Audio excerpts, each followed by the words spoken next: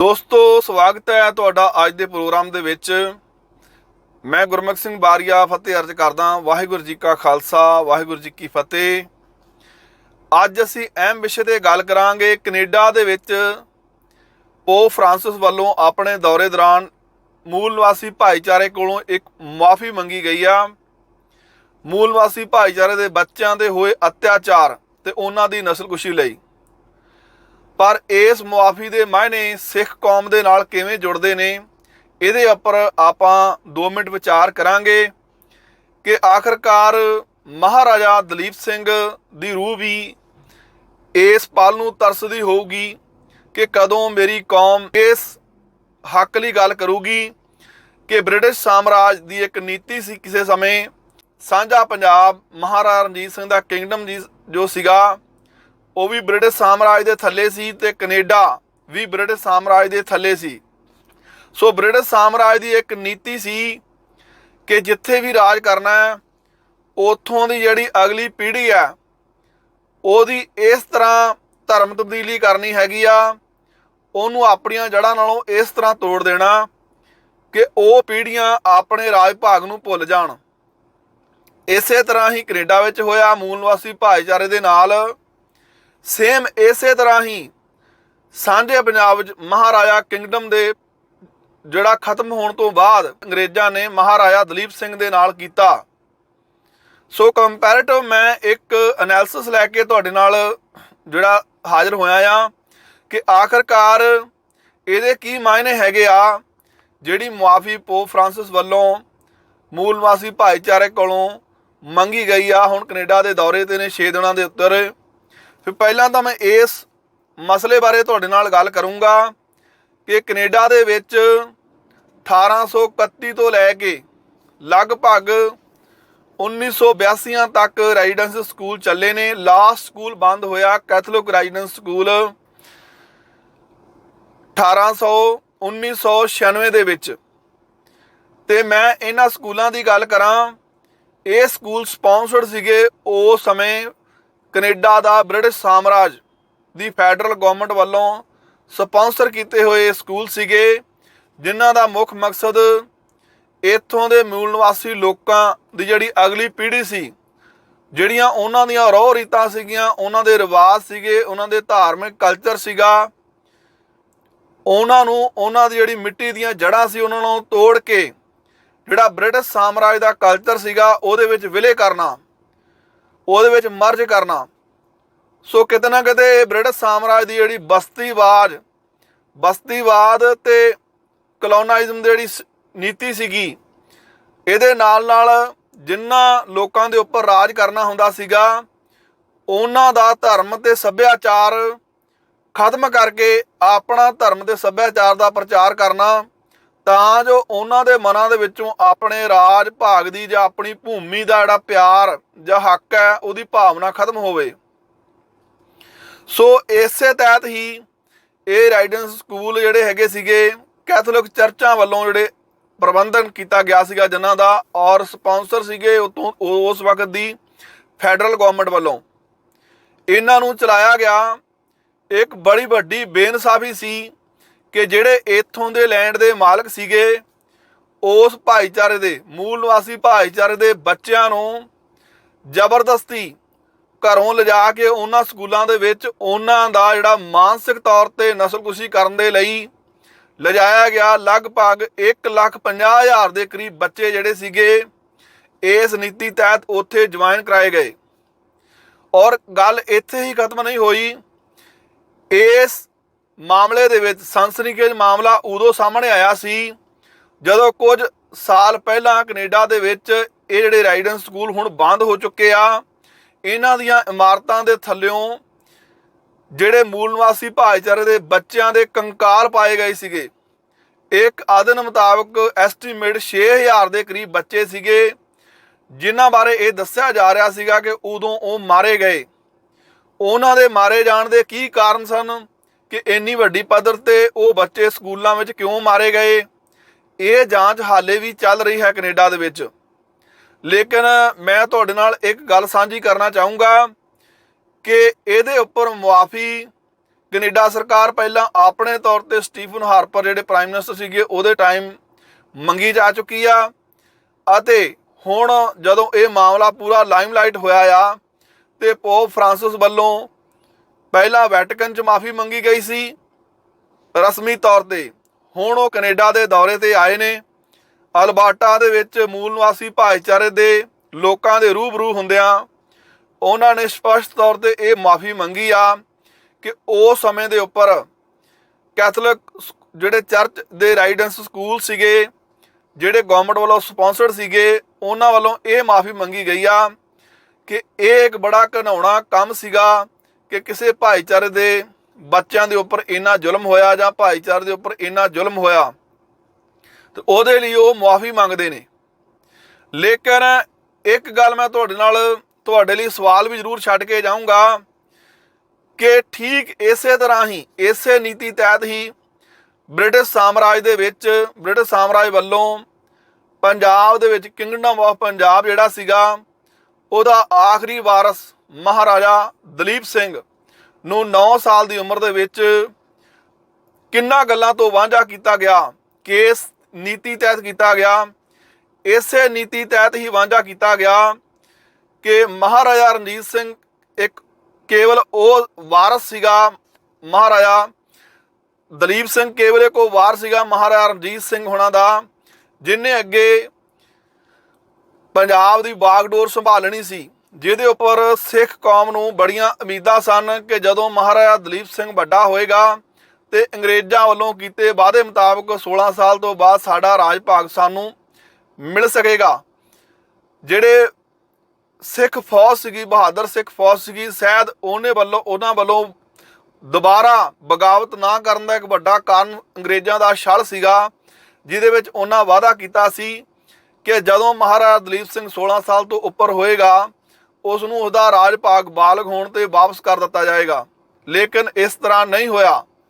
Same ਜਿਸ ਤਰ੍ਹਾਂ ਮੂਲ ਨਿਵਾਸੀ ਭਾਈਚਾਰੇ ਦੇ ਬੱਚਿਆਂ ਦੇ ਨਾਲ ਉਹਨਾਂ ਦੇ ਧਰਮ ਤਬਦੀਲ ਕੀਤੇ ਗਏ, ਉਹਨਾਂ ਦੇ ਉੱਪਰ ਜ਼ੁਲਮ ਕੀਤੇ ਗਏ, ਉਹਨਾਂ ਨੂੰ ਉਹਨਾਂ ਦੇ ਮਾਂ-ਬਾਪ ਤੋਂ ਵਿਛੋੜਿਆ ਗਿਆ ਅਤੇ ਰੈਜ਼ੀਡੈਂਸ ਸਕੂਲਾਂ ਵਿੱਚ ਰੱਖਿਆ ਗਿਆ, ਇਸੇ ਤਰ੍ਹਾਂ ਹੀ ਮਹਾਰਾਜਾ ਦਲੀਪ ਸਿੰਘ ਨੂੰ ਵੀ ਉਸ ਦੀ ਮਾਂ ਤੋਂ ਵਿਛੋੜਿਆ ਗਿਆ, ਉਸ ਦਾ ਰਾਜ ਭਾਗ ਖੋਇਆ ਗਿਆ, ਉਸ ਦੀ ਜਿਹੜੀ ਮਿੱਟੀ ਦਾ ਮੋਹ ਸੀ ਉਸ ਤੋਂ ਵਾਂਝਾ ਕੀਤਾ ਗਿਆ। ਤੇ ਹੋਰ ਮੈਂ ਕਈ ਗੱਲਾਂ ਤੁਹਾਨੂੰ ਸੁਣਾਵਾਂ ਕਿ ਜਿਹਦੇ ਕਰਕੇ ਉਹਦੇ ਉੱਪਰ ਕੀ ਜ਼ੁਲਮ ਹੋਏ। ਵੱਡਾ ਜੇ ਮੈਂ ਕਹਾਂ ਇੱਕ ਜ਼ੁਲਮ ਕਿ ਉਸ ਦਾ ਧਰਮ ਵੀ ਉਸ ਤੋਂ ਖੋਹ ਲਿਆ ਗਿਆ, ਉਸ ਦੀਆਂ ਧਾਰਮਿਕ ਰਹੁ ਰੀਤਾਂ ਵੀ ਉਸ ਤੋਂ ਖੋਹ ਲਈਆਂ ਗਈਆਂ। 1849 ਦੇ ਵਿੱਚ ਆਖਰੀ ਵਾਰ ਜਦੋਂ ਲਾਹੌਰ ਦੇ ਵਿੱਚ ਖਾਲਸਾ ਦਰਬਾਰ ਸੱਜਿਆ ਤੇ ਜਦੋਂ ਹੀ ਮਹਾਰਾਜਾ ਦਲੀਪ ਸਿੰਘ ਨੇ ਇੱਕ ਸਮਝੌਤੇ ਤੇ ਸਿਗਨੇਚਰ ਕੀਤੇ, ਜਿਸ ਦਾ ਮਤਲਬ ਸੀਗਾ ਮਾਰਚ 1849 ਦੇ ਵਿੱਚ, ਜਿਸ ਦਾ ਮਤਲਬ ਸੀਗਾ ਕਿ ਅੱਜ ਤੋਂ ਬਾਅਦ ਅੰਗਰੇਜ਼ੀ ਸਾਮਰਾਜ ਪੰਜਾਬ ਦਾ ਮਾਲਕ ਹੋਏਗਾ। ਉਸ ਤੋਂ ਬਾਅਦ ਹੀ ਅੰਗਰੇਜ਼ਾਂ ਵੱਲੋਂ ਤਿਆਰੀਆਂ ਕਰ ਦਿੱਤੀਆਂ ਗਈਆਂ ਕਿ ਮਹਾਰਾਜਾ ਦਲੀਪ ਸਿੰਘ ਨੂੰ ਕਿਸ ਤਰ੍ਹਾਂ ਇੱਥੋਂ ਲੈ ਕੇ ਜਾਣਾ ਆ, ਕਿਉਂਕਿ ਮਹਾਰਾਣੀ ਜਿੰਦਾਂ ਜੋ ਉਹਨਾਂ ਦੀ ਮਾਂ ਸੀ, ਉਹਨਾਂ ਨੂੰ ਇਸ ਗੱਲ ਦਾ ਖਤਰਾ ਸੀ ਕਿ ਮਾਂ ਵੱਲੋਂ ਲਗਾਤਾਰ ਉਸ ਦੇ ਰਾਜ ਭਾਗ ਦੀ ਚਿਣਗ ਮਹਾਰਾਜਾ ਦਲੀਪ ਸਿੰਘ ਦੇ ਵਿੱਚ ਪੈਦਾ ਕੀਤੀ ਜਾਊਗੀ ਤੇ ਵੱਡਾ ਹੋ ਕੇ ਇਹ ਇੱਥੋਂ ਦੀਆਂ ਸਿੱਖ ਫੌਜਾਂ ਦਾ ਮੁੜ ਆਈਕਨ ਬਣੇਗਾ, ਇੱਕ ਆਦਰਸ਼ ਬਣੇਗਾ ਤੇ ਸਾਡੇ ਲਈ ਇੱਕ ਵੱਡੀ ਮੁਸੀਬਤ ਖੜੀ ਹੋਏਗੀ। ਸੋ ਜੋ ਨੀਤੀ ਉਹਨਾਂ ਨੇ ਕਿਸੇ ਸਮੇਂ ਕੈਨੇਡਾ ਦੇ ਵਿੱਚ ਵਰਤੀ ਸੀ, ਉਹੀ ਨੀਤੀ ਸਾਡੇ ਨਾਲ ਸਿੱਖ ਭਾਈਚਾਰੇ ਦੇ ਨਾਲ ਵਰਤੀ ਗਈ। ਮਹਾਰਾਜਾ ਦਲੀਪ ਸਿੰਘ ਨੂੰ 9 ਸਾਲ ਦੀ ਉਮਰ ਦੇ ਵਿੱਚ ਉਸ ਦੀ ਮਾਂ ਨੂੰ ਕੈਦ ਕਰਕੇ, ਮਹਾਰਾਣੀ ਜਿੰਦਾਂ ਨੂੰ ਕੈਦ ਕਰਕੇ ਉਸ ਨੂੰ ਕਲਕੱਤੇ ਵੱਲ ਲਿਜਾਇਆ ਗਿਆ, ਪੰਜਾਬ ਤੋਂ ਕੋਹਾਂ ਦੂਰ। ਉੱਥੇ ਉਸ ਨੂੰ ਰੱਖਣ ਦੇ ਦੌਰਾਨ ਉਸ ਦੇ ਆਲੇ ਦੁਆਲੇ ਈਸਾਈ ਮਿਸ਼ਨਰੀ, ਈਸਾਈ ਦੋਸਤ ਉਸ ਦੀ ਉਮਰ ਦੇ ਉਹ ਰੱਖੇ ਗਏ। ਉਸ ਦੇ ਵਿਚਾਰਾਂ ਨੂੰ ਚੇਂਜ ਕਰਨਾ ਸ਼ੁਰੂ ਕੀਤਾ ਗਿਆ ਤੇ ਆਖਰਕਾਰ ਕੁਝ ਸਾਲਾਂ ਬਾਅਦ ਹੀ ਉਸ ਦਾ ਧਰਮ ਜਿਹੜਾ ਸੀ, ਉਸ ਦੇ ਕੇਸ ਕਟਵਾ ਕੇ ਉਸ ਦਾ ਧਰਮ ਬਦਲ ਦਿੱਤਾ ਗਿਆ, ਉਸ ਨੂੰ ਈਸਾਈ ਬਣਾ ਦਿੱਤਾ ਗਿਆ, ਜਦੋਂ ਕਿ ਅਜੇ ਤੱਕ ਉਸ ਨੂੰ ਇਸ ਗੱਲ ਦੀ ਸਮਝ ਨਹੀਂ ਸੀ। ਉਸ ਤੋਂ ਬਾਅਦ ਉਸ ਨੂੰ ਬ੍ਰਿਟਿਸ਼ ਸਾਮਰਾਜ ਇੱਥੇ ਇੰਗਲੈਂਡ ਲਿਜਾਇਆ ਗਿਆ। ਬਹਾਨਾ ਇਹ ਲਗਾਇਆ ਗਿਆ ਕਿ ਮਹਾਰਾਜਾ ਦਲੀਪ ਸਿੰਘ ਦੀ ਜਾਨ ਨੂੰ ਖਤਰਾ ਹੈ। ਲੇਕਿਨ ਉਸ ਸਮੇਂ ਉਹ ਬਾਲ ਸੀ, ਸ਼ਾਇਦ ਉਹ ਨਹੀਂ ਸਮਝ ਸਕਿਆ। ਸਮਾਂ ਪਿਆ ਔਰ ਜਦੋਂ ਉਸ ਨੂੰ ਇਸ ਗੱਲ ਦੀ ਹੋਸ਼ ਆਈ ਅਤੇ ਕੁਝ ਸਮਾਂ ਪਾ ਕੇ ਜਦੋਂ ਅੰਗਰੇਜ਼ਾਂ ਨੂੰ ਬਗਾਵਤ ਦਾ ਖਤਰਾ ਟਲਿਆ ਤੇ ਦੋਵਾਂ ਮਾਂ ਪੁੱਤਾਂ ਦੀ ਮਹਾਰਾਣੀ ਜਿੰਦਾਂ ਜੋ ਆਪਣਾ ਜਾਨ ਦੀ ਬਚਾ ਕੇ ਨੇਪਾਲ ਦੇ ਵਿੱਚ ਸ਼ਰਨ ਲੈ ਕੇ ਰਹਿ ਰਹੀ ਸੀ, ਆਖਰਕਾਰ ਜਦੋਂ ਮਹਾਰਾਜਾ ਦਲੀਪ ਸਿੰਘ ਨੂੰ ਇਹ ਪਤਾ ਲੱਗਾ ਕਿ ਮੇਰੀ ਮਾਂ ਨੇਪਾਲ ਦੇ ਵਿੱਚ ਹੈ ਤੇ ਮੈਂ ਉਸ ਨੂੰ ਮਿਲਣਾ ਚਾਹੁੰਦਾ, ਉਹਨੇ ਦਰਖਾਸਤ ਕੀਤੀ। ਉਸ ਤੋਂ ਬਾਅਦ ਹੀ ਉਹ ਮਿਲ ਪਾਏ। ਉਹੀ ਖਤਰਾ ਜਿਸ ਤੋਂ ਅੰਗਰੇਜ਼ ਬਚ ਕੇ 1849 ਦੇ ਵਿੱਚ ਮਹਾਰਾਜਾ ਦਲੀਪ ਸਿੰਘ ਨੂੰ ਬ੍ਰਿਟਿਸ਼ ਸਾਮਰਾਜ ਦੇ ਵਿੱਚ ਇੰਗਲੈਂਡ ਲੈ ਆਏ ਸੀ, ਉਹੀ ਖਤਰਾ ਮੁੜ ਦੋਵਾਂ ਮਾਵਾਂ ਪੁੱਤਾਂ ਦੇ ਮਿਲਣ ਦੇ ਨਾਲ ਦੁਬਾਰਾ ਪੈਦਾ ਹੋਇਆ। ਮੇਰੇ ਕਹਿਣ ਤੋਂ ਭਾਵ ਸੀ ਕਿ ਮਹਾਰਾਣੀ ਜਿੰਦਾਂ ਨੇ ਦੁਬਾਰਾ ਰਾਜ ਭਾਗ ਦੀ ਚਿਣਗ ਮਹਾਰਾਜਾ ਦਲੀਪ ਸਿੰਘ ਦੇ ਜਗਾਈ, ਉਸ ਨੂੰ ਦੱਸਿਆ। ਇਹ ਇਤਿਹਾਸਕਾਰ ਲਿਖਦੇ ਨੇ ਕਿ ਜਦੋਂ ਪਹਿਲੀ ਮੁਲਾਕਾਤ ਦੋਵਾਂ ਮਾਵਾਂ ਪੁੱਤਾਂ ਦੀ ਹੋਈ ਆ ਤੇ ਮਹਾਰਾਣੀ ਜਿੰਦਾਂ ਜੋ ਕਿ ਉਸ ਦੇ ਵਿਜੋਗ ਵਿੱਚ ਰੋ ਰੋ ਕੇ ਨੇਤਰ ਉਹਦੇ ਜਿਹੜੇ ਸੀਗੇ ਉਸ ਨੂੰ ਦਿਸਦਾ ਨਹੀਂ ਸੀਗਾ, ਅੰਨੀ ਹੋ ਚੁੱਕੀ ਸੀ। ਸੋ ਜਦੋਂ ਉਸਨੇ ਉਸ ਦੇ ਸਿਰ ਤੇ ਹੱਥ ਫੇਰਿਆ ਤੇ ਉਸ ਦੇ ਸਿਰ ਤੇ ਦਸਤਾਰ ਨਹੀਂ ਸੀ, ਕੇਸ ਨਹੀਂ ਸੀ ਤੇ ਸਭ ਤੋਂ ਵੱਡਾ ਦੁੱਖ ਉਸ ਨੂੰ ਉਸ ਸਮੇਂ ਹੋਇਆ ਤੇ ਕਹਿੰਦੇ ਨੇ ਕਿ ਮਹਾਰਾਣੀ ਜਿੰਦਾਂ ਤਾਹਾਂ ਮਾਰ ਕੇ ਰੋਈ। ਉਸ ਤੋਂ ਬਾਅਦ ਹੀ ਉਸਨੇ ਆਪਣੇ ਪੁੱਤਰ ਨੂੰ ਇਹ ਗੱਲ ਦੱਸੀ ਕਿ ਕਿਸ ਤਰ੍ਹਾਂ ਤੇਰੇ ਤੋਂ ਤੇਰਾ ਧਰਮ ਜਿਹੜਾ ਉਹ ਖੋਹ ਲਿਆ ਗਿਆ ਆ। ਤੂੰ ਗੁਰੂ ਗੋਬਿੰਦ ਸਿੰਘ ਜੀ ਦਾ ਪੁੱਤਰ ਸੀਗਾ, ਤੂੰ ਇੱਕ ਸਿੱਖ, ਤੂੰ ਪ੍ਰਿੰਸ ਨਹੀਂ ਹੈ, ਤੂੰ ਕਿੰਗਡਮ ਦਾ ਇੱਕ ਰਾਜਾ ਸੀਗਾ ਕਿ ਤੂੰ ਕਿੰਗ ਹੈ, ਤੂੰ ਰਾਜਾ ਹੈ। ਤੋ ਉਸ ਤੋਂ ਬਾਅਦ ਹੀ ਉਸ ਦਾ ਮਾਈਂਡ ਚੇਂਜ ਹੋਣਾ ਸ਼ੁਰੂ ਹੋਇਆ ਤੇ ਅੰਗਰੇਜ਼ਾਂ ਵੱਲੋਂ ਉਸ ਦੇ ਦੁਆਲੇ ਜਿਹੜਾ ਐਸ਼ੋ ਇਸ਼ਰਤ ਸ਼ੋਹਰਤ ਅਤੇ ਜਿਹੜਾ ਪੈਨਸ਼ਨ ਦੇ ਕੇ ਸਹੂਲਤਾਂ ਦਾ ਘੇਰਾ ਪਾਇਆ ਹੋਇਆ ਸੀ, ਉਸ ਨੂੰ ਉਸਨੇ ਤੋੜਦਿਆਂ ਹੋਇਆਂ ਮਹਾਰਾਣੀ ਜਿੰਦਾਂ ਦੇ ਚਲੇ ਜਾਣ ਤੋਂ ਬਾਅਦ ਕੁਝ ਹੱਦ ਤੱਕ ਇਹ ਗੱਲ ਕਹੀ ਜਾਂਦੀ ਹੈ ਕਿ ਮਹਾਰਾਣੀ ਜਿੰਦਾਂ ਦੇ ਹੁੰਦਿਆਂ ਮਹਾਰਾਜਾ ਦਲੀਪ ਸਿੰਘ ਪੂਰੀ ਤਰ੍ਹਾਂ ਨਹੀਂ ਸਮਝ ਸਕਿਆ। ਲੇਕਿਨ ਜਦੋਂ ਉਸ ਦੀ ਮਾਂ ਦੀ ਲਾਸ਼ ਤੱਕ ਵੀ ਪੰਜਾਬ ਨਹੀਂ ਲਿਜਾਉਣ ਦਿੱਤੀ ਗਈ ਸੀ ਆਖਰੀ ਇੱਛਾ ਮੁਤਾਬਕ, ਉਸ ਤੋਂ ਬਾਅਦ ਉਸ ਦਾ ਅੰਦਰਲਾ ਜਿਹੜਾ ਮਨ ਸੀਗਾ ਉਹ ਜਾਗਿਆ ਕਿ ਮੈਂ ਕੀ ਸੀਗਾ ਤੇ ਅੱਜ ਮੈਂ ਕੀ ਹਾਂ ਤੇ ਮੇਰੇ ਨਾਲ ਕੀ ਹੋਇਆ, ਕੀ ਬੇਇਨਸਾਫੀ ਹੋਈ ਆ। ਸੋ ਸੇਮ ਪੈਟਰਨ ਮੇਰੇ ਦੱਸਣ ਦੀ ਗੱਲ ਸਟੋਰੀ ਜਿਹੜੀ ਮੈਂ ਤੁਹਾਨੂੰ ਦੱਸੀ ਆ ਉਹਦਾ ਇੱਕੋ ਹੀ ਕਾਰਨ ਸੀਗਾ। ਇੱਥੇ ਵੀ ਇਸ ਤਰ੍ਹਾਂ ਹੀ ਹੋਇਆ। ਕੈਨੇਡਾ ਦੇ ਵਿੱਚ ਕਿਸੇ ਸਮੇਂ ਕੈਨੇਡਾ ਬ੍ਰਿਟਿਸ਼ ਸਾਮਰਾਜ ਦੇ ਥੱਲੇ ਲੰਬਾ ਸਮਾਂ ਰਿਹਾ, ਅਜੇ ਵੀ ਇਹ ਕਾਮਨਵੈਲਥ ਦੇਸ਼ ਹੈਗਾ ਆ। ਮਹਾਰਾਣੀ ਵਿਕਟੋਰੀਆ ਦੀ ਸਹੁੰ ਚੁੱਕਦੇ ਹੈਗੇ ਇੱਥੋਂ ਦੇ ਲੋਕ ਜਦੋਂ ਸਿਟੀਜ਼ਨ ਬਣਦੇ ਆ। ਲੇਕਿਨ ਮੈਂ ਉਸ ਸਮੇਂ ਦੀ ਗੱਲ ਕਰਾਂ, ਉਸ ਸਮੇਂ ਮੂਲ ਨਿਵਾਸੀ ਭਾਈਚਾਰੇ ਦੇ ਲੋਕਾਂ ਦੇ ਨਾਲ ਜਿਹੜਾ ਉਹਨਾਂ ਦੀ ਨਸਲਕੁਸ਼ੀ ਕਰਨ ਦੀ ਕੋਸ਼ਿਸ਼ ਕੀਤੀ ਗਈ। ਉਹਨਾਂ ਦੀਆਂ ਜਿਹੜੇ ਕੰਕਾਲ ਆ ਬੱਚਿਆਂ ਦੇ ਰਾਈਡਿੰਗ ਸਕੂਲਾਂ ਦੇ ਥੱਲਿਓਂ ਵੱਡੀ ਪੱਧਰ ਤੇ ਪਾਏ ਜਾ ਰਹੇ ਆ। ਅੱਜ ਇੱਕ ਕਮਿਸ਼ਨ ਬਣਿਆ ਹੈਗਾ ਆ। ਉਹਨਾਂ ਦੇ ਸੱਭਿਆਚਾਰ ਨੂੰ ਖਤਮ ਕਰਨ ਦੀ ਕੋਸ਼ਿਸ਼ ਕੀਤੀ ਗਈ। ਉਹਨਾਂ ਦੀ ਬੋਲੀ ਵਿਰਸਾ ਉਹਨੂੰ ਖਤਮ ਕਰਨ ਦੀ ਕੋਸ਼ਿਸ਼ ਕੀਤੀ ਗਈ। ਉਹਨਾਂ ਬੱਚਿਆਂ ਨੂੰ ਉਹਨਾਂ ਦੇ ਮਾਂ-ਬਾਪਾਂ ਤੋਂ ਵਾਂਝਾ ਕੀਤਾ ਗਿਆ, ਪਿਆਰ ਤੋਂ। ਇਸੇ ਤਰ੍ਹਾਂ ਹੀ ਮਹਾਰਾਜਾ ਦਲੀਪ ਸਿੰਘ ਦੇ ਨਾਲ ਵੀ ਇਹੀ ਗੱਲ ਹੋਈ, ਇਹੀ ਨੀਤੀ ਸੀਗੀ। ਉਹ ਹੀ ਜਿਹੜਾ ਸੀਗਾ ਸਾਮਰਾਜ ਸੀਗਾ ਬ੍ਰਿਟਿਸ਼ ਸਾਮਰਾਜ, ਉਹ ਰੂਲਰ ਸੀਗੇ। ਸੋ ਉਹਨਾਂ ਵੱਲੋਂ ਸੇਮ ਨੀਤੀ ਤਹਿਤ ਹੀ ਸਿੱਖ ਭਾਈਚਾਰੇ ਦੇ ਪੰਜਾਬੀਆਂ ਦੇ ਉਸ ਕਿੰਗਡਮ ਆਫ ਪੰਜਾਬ ਦੇ ਆਖਰੀ ਵਾਰਸ ਦੇ ਨਾਲ ਜੋ ਕੀਤਾ ਗਿਆ, ਜੋ ਉਹਦੇ ਬਚਪਨ ਦੇ ਤੋਂ ਲੈ ਕੇ ਜ਼ਿੰਦਗੀ ਭਰ ਉਹਦੇ ਨਾਲ ਖਿਲਵਾੜ ਕੀਤਾ ਗਿਆ, ਉਹਦਾ ਧਰਮ ਖੋਇਆ ਗਿਆ, ਮਾਂ ਦਾ ਪਿਆਰ ਖੋਇਆ ਗਿਆ, ਮਿੱਟੀ ਦਾ ਮੋਹ ਖੋਇਆ ਗਿਆ, ਰਾਜ ਭਾਗ ਖੋਇਆ ਗਿਆ, ਬੋਲੀ ਰੌ ਰੀਤਾਂ ਖੋਈਆਂ ਗਈਆਂ, ਆਪਣੇ ਲੋਕ ਖੋਏ ਗਏ, ਪਰਜਾ ਖੋਈ ਗਈ ਤੇ ਉਸ ਨੂੰ ਕੈਦ ਕਰਕੇ ਇੰਗਲੈਂਡ ਦੇ ਵਿੱਚ ਰੱਖਿਆ। ਜੇ ਮੈਂ ਕਹਾਂ ਕਿ ਮਾਰਨ ਤੋਂ ਘੱਟ ਕੁਛ ਵੀ ਨਹੀਂ ਕੀਤਾ, ਸਗੋਂ ਮਾਰਨ ਜੀਂਦੇ ਜੀ ਉਸ ਨੂੰ ਕੋਹ ਕੇ ਮਾਰਿਆ ਗਿਆ ਮਹਾਰਾਜਾ ਦਲੀਪ ਸਿੰਘ ਨੂੰ।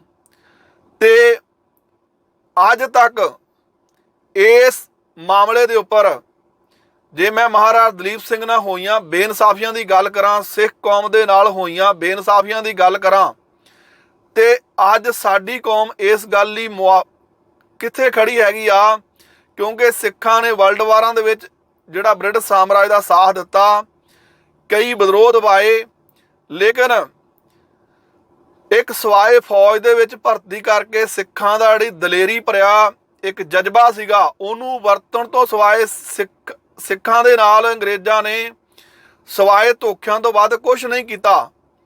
ਇਸ ਦੀਆਂ ਤਾਜ਼ਾ ਮਿਸਾਲਾਂ ਜੂਨ 1984 ਦੇ ਵਿੱਚ ਦਰਬਾਰ ਸਾਹਿਬ ਦੇ ਉੱਪਰ ਹੋਏ ਹਮਲੇ ਦਰਮਿਆਨ ਮਾਰਗਰਟ ਥੈਚਰ ਪ੍ਰਧਾਨ ਮੰਤਰੀ ਪ੍ਰਾਈਮ ਮਿਨਿਸਟਰ ਜਿਹੜੀ ਸੀਗੀ ਇੰਗਲੈਂਡ ਦੀ, ਉਹਦੇ ਵੱਲੋਂ ਕੂਟਨੀਤਿਕ ਤੌਰ ਤੇ ਉਸ ਸਮੇਂ ਦੀ ਤਤਕਾਲੀ ਪ੍ਰਧਾਨ ਮੰਤਰੀ ਇੰਦਰਾ ਗਾਂਧੀ ਨੂੰ ਸਾਥ ਦਿੱਤਾ ਗਿਆ, ਸਹਿਯੋਗ ਦਿੱਤਾ ਗਿਆ, ਪੈਟਰਨ ਦਿੱਤਾ ਗਿਆ, ਮਦਦ ਦੀ ਪੇਸ਼ਕਸ਼ ਕੀਤੀ ਗਈ। ਇਹ ਡਾਕੂਮੈਂਟ 30 ਸਾਲ ਬਾਅਦ ਇੰਗਲੈਂਡ ਦੇ ਸਿੱਖਾਂ ਦੇ ਸਾਹਮਣੇ ਆਏ। ਹੋਰ ਕਿੰਨੀਆਂ ਆਪਾਂ ਇਹ ਗਿਣਾ ਸਕਦੇ ਹੈਗੇ ਆ। ਮਹਾਰਾਜਾ ਦਲੀਪ ਸਿੰਘ ਦੇ ਨਾਲ ਇਦਾਂ ਹੋਇਆ। ਅੱਜ ਵੀ ਬਹੁਤ ਸਾਰੀਆਂ ਵਧੀਕੀਆਂ ਬ੍ਰਿਟਿਸ਼ ਇੰਗਲੈਂਡ ਸਰਕਾਰ ਜੋ ਭਾਰਤ ਸਰਕਾਰ ਵੱਲੋਂ ਕੀਤੀਆਂ ਗਈਆਂ ਉਹਦੀ ਹਾਮੀ ਭਰਦੀ ਹੈਗੀ ਆ, ਚੁੱਪ ਰਹਿ ਕੇ ਉਹਦਾ ਵਿਰੋਧ ਨਹੀਂ ਕਰਦੀ।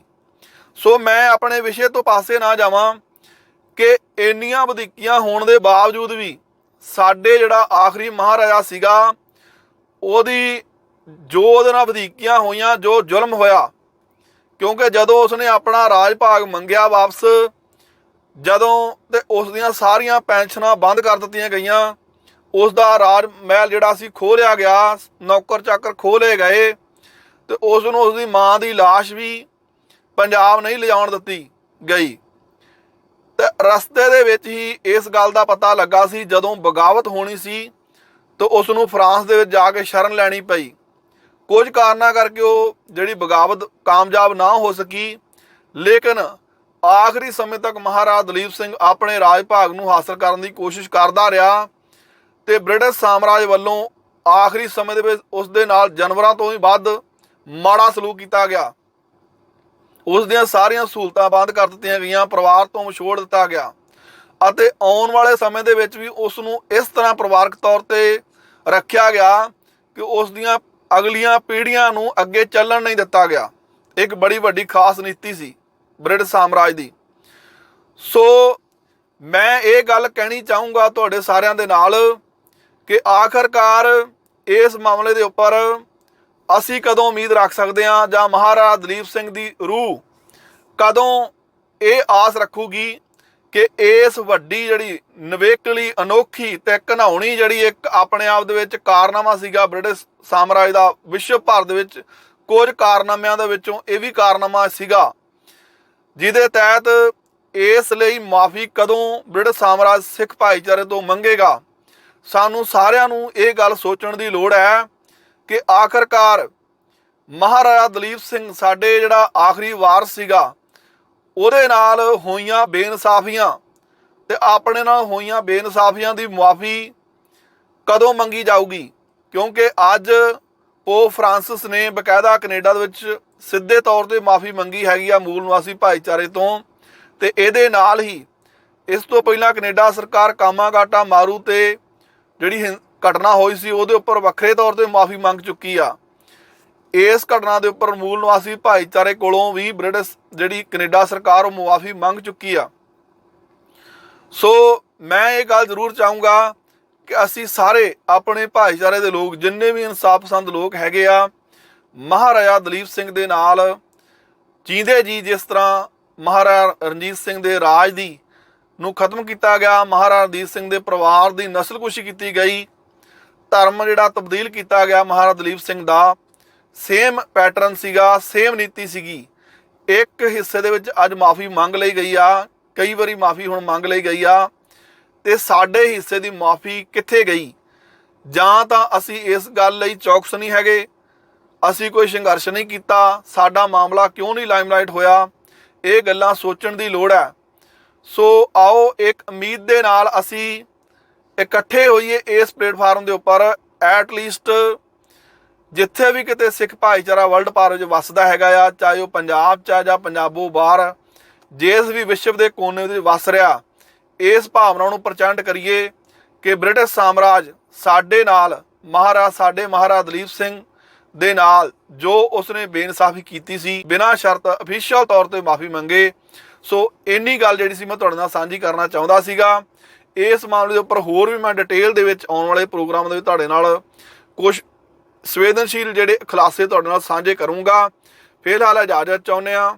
ਵਾਹਿਗੁਰੂ ਜੀ ਕਾ ਖਾਲਸਾ, ਵਾਹਿਗੁਰੂ ਜੀ ਕੀ ਫਤਿਹ।